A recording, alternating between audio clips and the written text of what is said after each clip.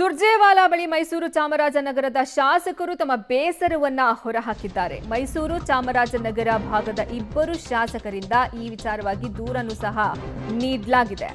H C Mahadevappa ಹಾಗೂ ಇನ್ನೋರ್ವ ಸಚಿವರ ವಿರುದ್ಧ ಬೇಸರವನ್ನ ಹೊರಹಾಕಿದ್ದಾರೆ ಶಾಸಕರು. ಮೈಸೂರು ಹಾಗೂ ಚಾಮರಾಜನಗರ ಭಾಗದ ಇಬ್ಬರು ಶಾಸಕರಿಂದ ದೂರನ್ನ ನೀಡಲಾಗಿದೆ. ಸಚಿವರ ನಡೆಗೆ ಹರೀಶ್ ಗೌಡ ಹಾಗೂ ಇನ್ನೋರ್ವ ಶಾಸಕ ಆಕ್ಷೇಪವನ್ನ ವ್ಯಕ್ತಪಡಿಸಿದ್ದಾರೆ.